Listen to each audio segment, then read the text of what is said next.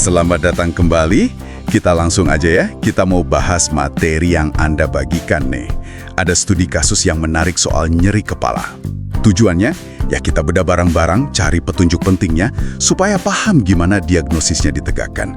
Siap ya, kita lihat gimana detail kecil itu bisa jadi kunci. Siap-siap. Kasus kayak gini tuh bagus banget buat nunjukin, pentingnya merhatiin setiap detil keluhan pasien. Sumber yang Anda kasih ini bisa jadi contoh bagus gimana proses mikir diagnosisnya jalan. Yuk kita lihat bareng. Oke, kita mulai dari kasusnya ya. Ini ada seorang perempuan usianya 35 tahun. Keluhan utamanya nyeri kepala. Nah, nyerinya ini di sisi kanan aja.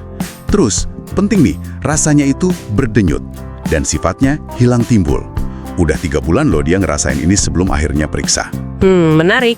Durasinya juga disebutin, sekitar 30 menitan gitu tiap kali muncul. Gimana tuh awalnya? Nah, deskripsi awal ini aja udah ngasih kita petunjuk yang lumayan kuat ya. Nyeri kepala yang cuma sebelah, unilateral istilahnya, terus rasanya berdenyut. Itu karakteristik yang ya bisa dibilang cukup klasik buat beberapa tipe nyeri kepala. Sifat hilang timbulnya juga itu ngasih info soal polanya kan? Iya bener. Nah ini ada lagi yang menarik dari catatannya. Ada pemicunya ternyata. Beban kerja, terus banyak deadline kantor gitu. Stres lah ya intinya. Tapi yang lebih spesifik lagi, dan kayaknya ini nih kuncinya, ada gejala penyerta. Pasiennya bilang dia suka lihat kayak garis-garis hitam putih gitu. Bisa sebelum, bisa pas nyeri kepalanya muncul. Oh oke. Tanda vitaminnya sih normal semua katanya. Nah gimana nih kita baca gejala tambahan ini?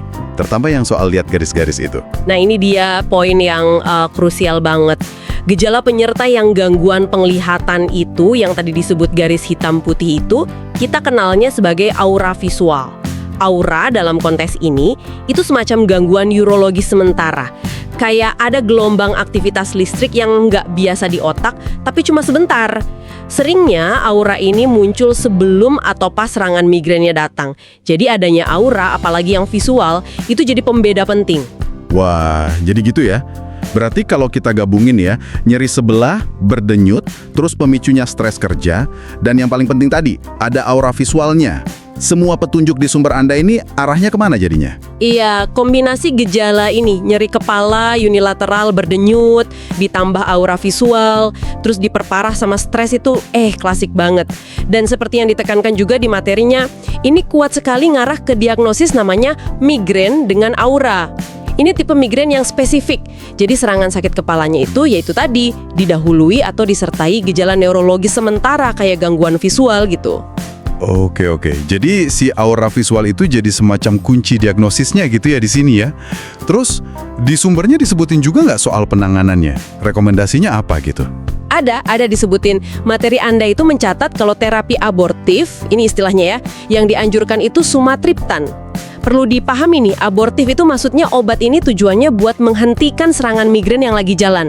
Jadi bukan buat mencegah ya, tapi buat pas lagi serangan aja. Diminum pas mulai kerasa serangannya.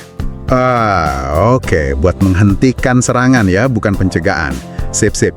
Terus di sumber Anda kan ada catatan soal SKDI level 4 juga tuh. Itu maksudnya apa ya? Ada signifikansinya gitu. Nah, penyebutan level kompetensi 4, SKDI, itu standar kompetensi dokter Indonesia ya. Ini punya implikasi praktis yang penting banget sebetulnya. Artinya, migrain dengan aura ini dianggap kondisi yang diagnosis sama penanganan awalnya itu diharapkan bisa tuntas secara mandiri sama dokter umum di layanan primer, di puskesmas atau klinik gitu. Ini nunjukin kalau kondisi ini tuh cukup umum dan penting banget buat dikenali cepat di garda terdepan layanan kesehatan. Bukan kasus yang harus selalu dirujuk ke spesialis gitu. Makanya, ngenalin pola gejalanya kayak di kasus ini jadi penting banget. Jadi, kesimpulan utamanya dari analisis materi Anda ini, yaitu tadi ya, betapa pentingnya tiap detail. Lokasi nyeri, rasanya gimana, apa pemicunya, terus ada gejala unik nggak kayak aura tadi. Itu semua bukan cuma keluhan biasa aja, tapi kayak potongan puzzle yang penting banget buat diagnosis yang pas. Tepat sekali. Dan mungkin ini sebagai penutup ya, bisa jadi bahan renungan juga buat Anda yang dengerin. Kasus ini kan nunjukin hubungan jelas antara pemicu dari luar kayak stres kerja tadi sama respons badan kita. Ya, dalam hal ini migrain dengan aura. Nah, seberapa sering ya kita mungkin kurang memperhatikan hubungan serupa dalam hidup kita? Bisa jadi pemicu stres lain, atau mungkin makanan tertentu, pola tidur, terus gimana badan kita ngeresponsnya. Coba deh perhatikan pola-pola ini. Siapa tahu bisa ngebuka pemahaman baru soal kesehatan diri Anda sendiri. Kira-kira pola tersembunyi apa lagi ya yang mungkin Anda temukan kalau lebih jeli mengamati diri sendiri?